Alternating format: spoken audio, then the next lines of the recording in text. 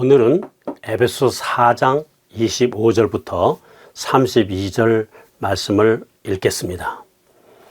그런즉 거짓말을 버리고 각 사람이 자기 이웃과 더불어 진리를 말하라. 우리는 서로 지체니라. 너희는 화를 내도 죄는 짓지 말며 해가 지도록 진노하지 말고 마귀에게 틈을 주지 말라. 도둑질을 한 자는 더 이상 도둑질을 하지 말고 오히려 노동을 하여 궁핍한 자에게 줄 수 있도록 자기 손으로 선한 것을 할지니라. 부패한 대화는 결코 너희 입 밖으로 내지 말고 오직 세워주는 일에 쓸 좋은 것만을 말하여 그것이 듣는 자들에게 은혜를 끼치게 하라. 하나님의 거룩한 영을 슬프게 하지 말라. 그분으로 말미암아 너희가 구속의 날까지 봉인되었느니라. 너희는 모든 쓴 것과 진노와 분노와 소리 지르는 것과 비방하는 것을 모든 악의와 함께 버리고 서로 친절히 대하며 상냥한 마음을 품고 서로 용서하기를 하나님께서 그리스도로 인하여 너희를 용서하신 것 같이 하라. 오늘은 에베소 4장 25절부터 32절을 중심으로 옛 사람을 벗고 새 사람을 입으라 라는 제목으로 두 번째 말씀을 드리겠습니다. 구원받은 하나님의 자녀들은 영적 성장을 도모해야 합니다. 당연히 옛 사람을 벗고 새 사람을 입어야 합니다. 이제부터 우리는 그것을 일상생활 속에서 실천할 수 있도록 오늘 본문에서 그 처방을 배우게 됩니다. 바울은 더러운 구습들을 벗고 새로운 덕목들로 대신하라고 권면하고 있습니다. 그는 먼저 버려야 할 나쁜 태도나 행동을 제시하고 나서 그것을 대신할 긍정적인 태도나 행동들을 말하고 있습니다. 그뿐 아니라 그는 그렇게 해야 할 이유도 함께 제시합니다. 그 이유들은 변화가 필요한 근거일 수 있습니다. 변화와 그 이유를 성경에서 다음과 같이 정리할 수 있습니다. 여기에 제시하는 몇 가지는 전부가 아니라 시작에 불과합니다. 각자 항목을 더 만들어 놓고 그 나름의 변화를 시도해야 할 것입니다. 그리고 지속적으로 실천해야 할 것입니다. 하나하나 자세히 살펴보겠습니다. 첫째, 거짓말을 버리고 참된 말을 해야 합니다. 우리가 서로 지체이기 때문입니다.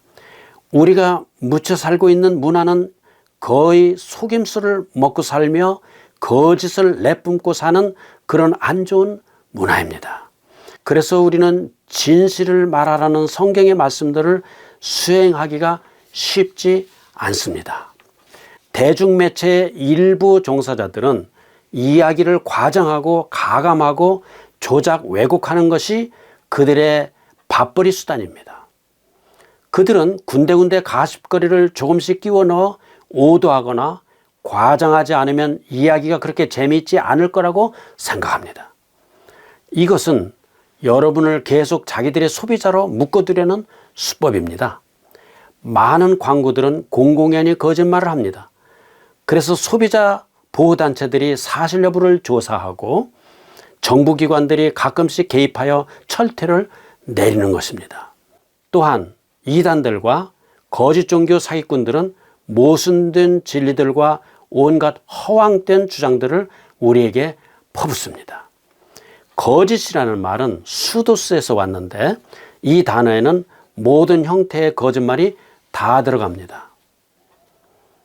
알려진 사실임에도 노골적으로 모순이 되는가 하면 남을 속여 오도하려는 의도로 교묘히 이끌고 가는 뉘앙스도 있습니다. 악이 없는 거짓말도 있고요. 터무니없는 허풍도 있습니다. 에베소 교인들은 이미 이교 숭배라고 하는 최고의 거짓을 버렸습니다. 바울은 그들에게 그 결단을 한 걸음 더 끌고 나가서 모든 작은 거짓말까지 버리라고 권면했습니다. 거짓의 소용돌이 속에서 그리스도인들은 진실을 말하는 사람이 되어야 합니다. 그리스도인으로서 성장하려면 거짓을 뿌리 뽑고 진실을 말해야 합니다. 그것은 가정에서부터 시작해야 합니다. 그리고 이웃들에게 확장하여 실천해야 합니다. 바울은 왜 독자들에게 진리, 곧 참된 말을 하라고 권합니까? 거짓말은 그리스도의 몸을 해치는 가증한 죄이기 때문입니다. 거짓말은 신뢰를 깨뜨리고 싸움과 혼란을 가져옵니다. 예수님께서 일깨워 주신 바와 같이 마귀는 거짓의 아비지만 여호와는 진리의 하나님이십니다. 매일 우리 주변에서 볼 수 있는 다양한 거짓말을 생각해 보십시오. 속임수, 책 잡히지 않으려는 애매한 말, 사슬에 덧붙이고 부풀리는 말, 일부만 맞는 말 등 그중 혹시 당신의 삶 가운데 습관적으로 나타나고 있는 것이 있는지 살펴보십시오. 그런 게 있다면 당장 낡은 옷처럼 벗어버려야 합니다. 우리는 그리스도의 몸의 지체들입니다. 우리는 사랑으로 결합되고 맺어졌습니다. 그래서 진실은 하나님께 속한 사람들의 표지입니다. 둘째, 죄가 되는 경노에서 절제된 분노로 바뀌어야 합니다. 그러나 만일 성경이 어떤 형태이든 분노는 다 안 된다고 금하면 우리는 모두가 문제에 빠질 수 있습니다. 사실 예수님께서도 죄에 대해 의분을 표출하셨습니다.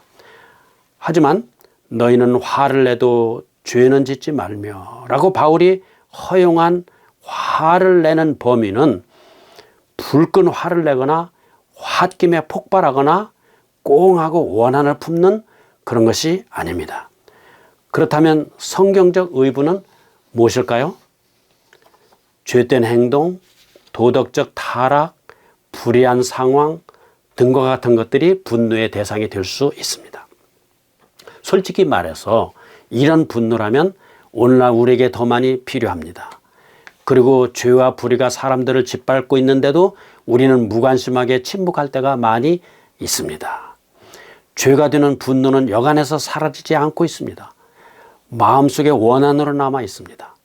그래서 화나게 한 사람에게 복수하고 피해를 입히려 합니다.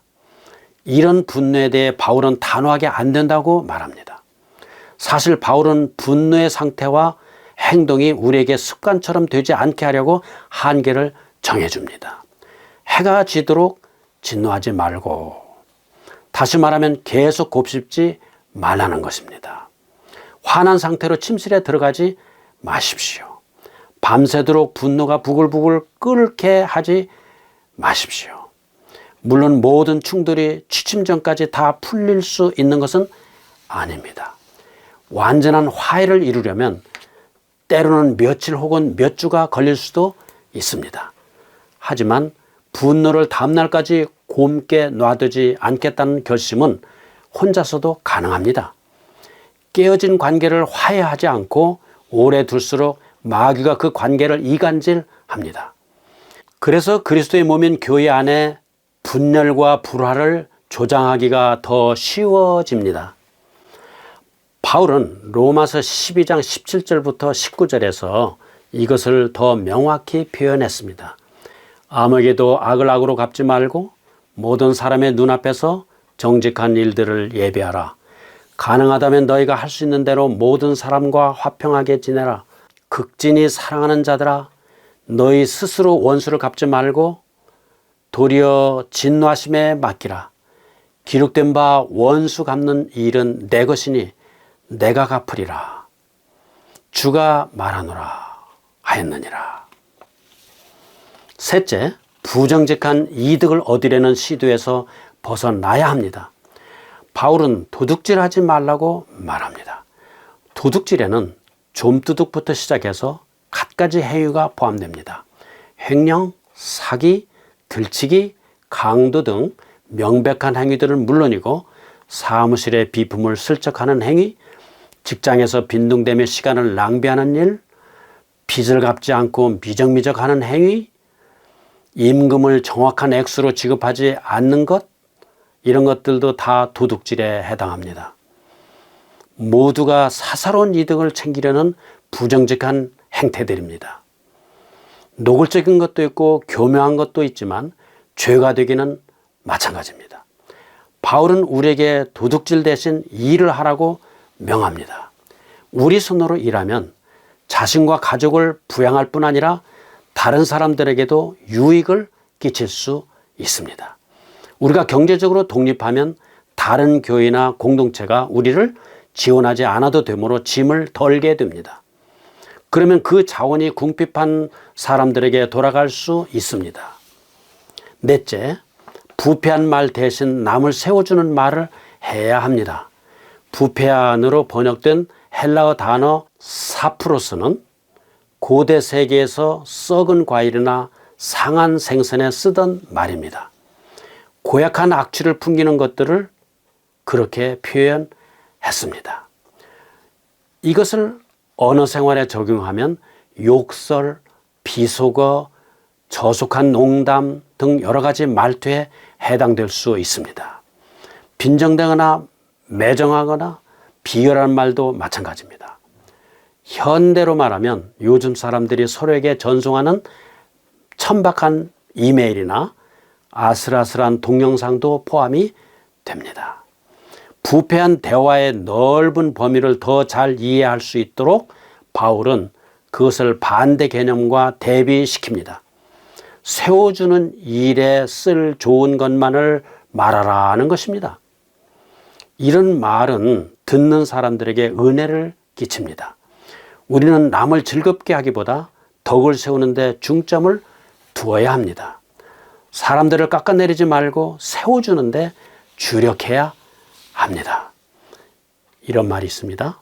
좋은 말을 할 수 없거든 아무 말도 하지 마라. 꽤 괜찮은 조언입니다.